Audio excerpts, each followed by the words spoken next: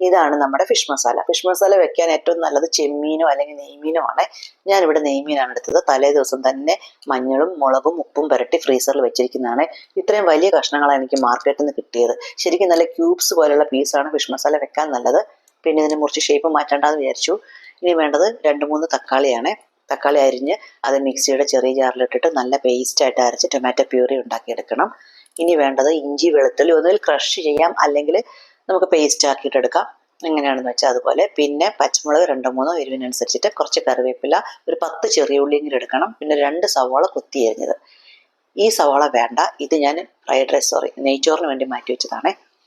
ഇനി നമുക്ക് മീൻ ചട്ടി അടുപ്പത്ത് വെക്കാം. അടുപ്പത്ത് വെച്ച് വെളിച്ചെണ്ണ ഒഴിച്ച് ചൂടായി വരുമ്പോഴേക്കും നമുക്ക് അതിലോരോരോ ഗരം മസാലകളായിട്ട് ഇടാം. അധികം ഗരം മസാല ഒന്നും ഞാൻ ഇതിൽ ഇടുന്നില്ല, ബിക്കോസ് നെയ്ച്ചോറിൽ ഞാൻ കുറേ ഇട്ടിട്ടുണ്ട്.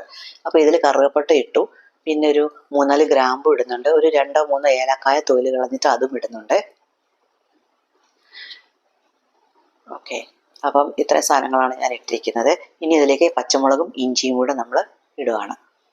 പച്ചമുളകും ഇഞ്ചിയും പച്ചമണം മാറുന്നത് വരെ ജസ്റ്റ് ഒന്ന്, അതിന് കുറച്ച് കറിവേപ്പിലയും കൂടെ ഒന്ന് ഇട്ടിട്ട് ശേഷം നമുക്ക് ജസ്റ്റ് പച്ചമണം മാറുന്നത് വരെ ഒന്ന് വഴറ്റാം.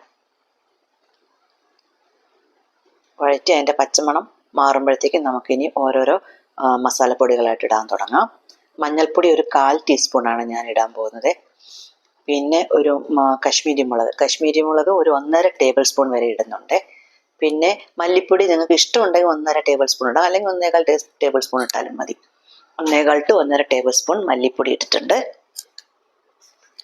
ഇനി പെരിഞ്ജീരകമാണ് ഇടുന്നത്. പെരിഞ്ജീരകം ഒരു 1/2 ടീസ്പൂണാണ് പെരിഞ്ജീരകം ഇട്ടിരിക്കുന്നത്. 1/2 ടീസ്പൂൺ പെരിഞ്ജീരകം ഇട്ടിട്ടുണ്ട്.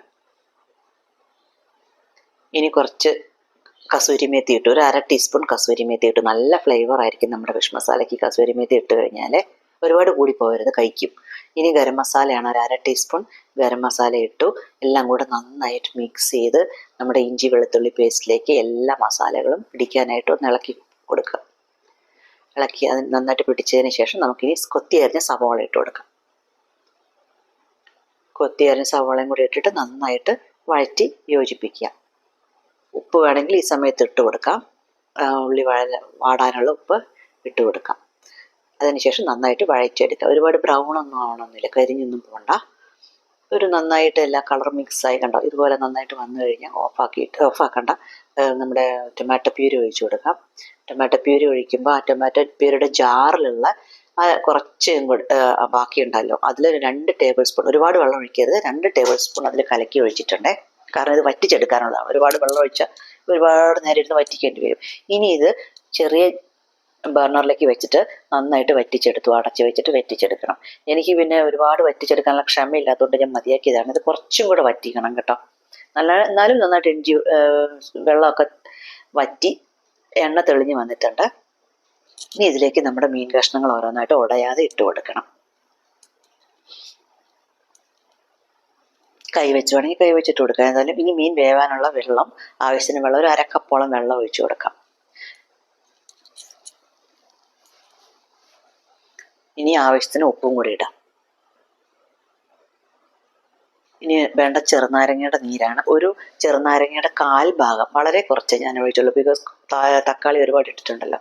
ചെറിയൊരു കഷ്ണം ഇട്ടിട്ട് അതും കൂടെ പിഴിഞ്ഞ് ഒഴിച്ചു കൊടുക്കുവാണേ. ഇനി ഇത് അടച്ചു വെച്ചിട്ട് വീണ്ടും മീനിൻ്റെ ചാറൊക്കെ കുറുകുന്നത് വരെ അടച്ചു വെച്ചേക്കുക. തുറന്ന് നോക്കിയിട്ട് നന്നായിട്ട് വറ്റി വന്നിട്ടുണ്ട്, കണ്ടോ, നല്ല എണ്ണ തെളിഞ്ഞ് വന്നിട്ടുണ്ട്. അപ്പോൾ കറിവേപ്പില ഇട്ട് കൊടുത്തു.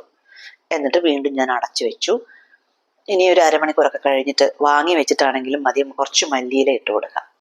കണ്ടോ, നല്ല അടിപൊളി ഫിഷ് മസാലയാണ്. വീട് മുഴുവൻ ഫിഷ് മസാലയുടെ മണമാണ്. നെയ്ച്ചോറും ഫിഷ് മസാലയും കൂടെ നമുക്ക് കഴിക്കാം.